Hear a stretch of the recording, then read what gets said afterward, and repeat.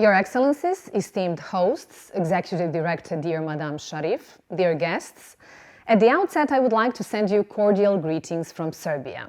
I regret not being able to join you in Katowice in person, but I look forward to future meetings and cooperation in fulfilling the goals of the new urban agenda, as well as opening an office of the UN Habitat in Serbia. Dear friends, the famous Erich Maria Remarque, in his book The Night in Lisbon, wrote that the most beautiful city in the world is the one where you are happy. This is indeed true and well said, but the question is how to achieve that happiness and how to achieve happiness for all who live there. We are witnessing demographic changes, the displacement of the population from smaller urban areas to larger ones, which is happening faster than anticipated.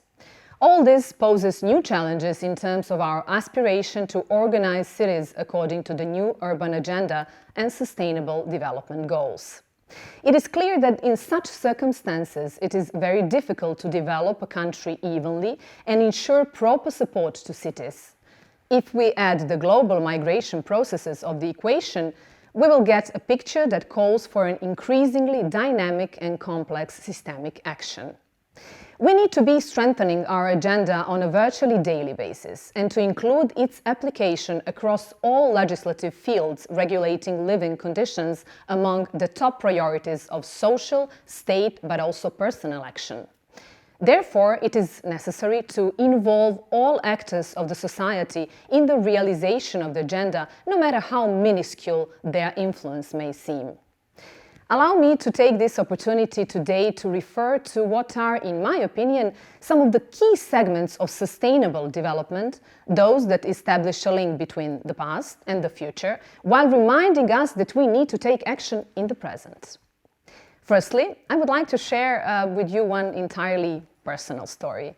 Namely, my son turned 5 a few days ago. I still vividly remember the worrying and all the dilemmas, especially during the first year as my child was growing up. I believe that all mothers are well aware of the level of fear one experiences, of the countless questions, doubts, insecurities.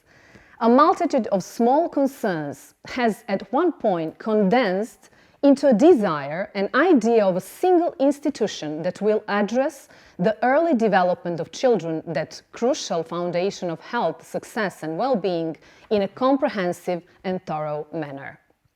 The idea, much like many others that appear for a moment and end up being abandoned, could have evaporated in the mist of oblivion if had not encountered such a great understanding and enthusiasm, primarily from experts. I began to advocate this idea strongly in all the contacts I made, both in the country and in the world. What was once an idea is now growing into a center for the exchange of knowledge and experiences, good practices and advice for every child, every family, anywhere in Serbia and beyond, the Center for Early Childhood Development and Inclusion. But what it is that I really want to say, I want to encourage all listening to this to take individual action, because no institution and agenda will be enough, no matter how strong and important were the factors that endorsed it, if there is no creative power of individuals who will adopt the agenda as their own and set its goals and priorities high in their own value system in order for it to materialize in the form of our care for our environment. This pertains to all segments of the agenda, and I especially wish to emphasize the segment of culture, and within that framework, the preservation of cultural heritage. Our tradition, our history are part of our identity, and much like we celebrated the discovery of common features of the entire humanity in the previous century, the 21st century will be marked by discovering unity but in diversity. We should proudly show the beauty of our face, of our identity to the world, fitting it into the mosaic of the global cultural heritage so that it becomes perhaps even the most beautiful pearl on the necklace of the peoples who make up our civilization. Last, but surely not the least, and keeping in mind that we are currently witnessing the development of the fourth industrial revolution, Serbia has made an effort to contribute to this great digital transformation of society by highly sophisticated IT solutions and building a state-of-the-art government data center in the town of Kragujevac, becoming thus the leader in this field.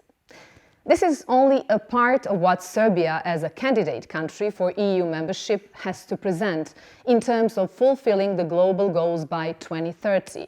But above all, as a country that respects its history and tradition, looking to the future with enthusiasm and joy, because it is already creating it right now.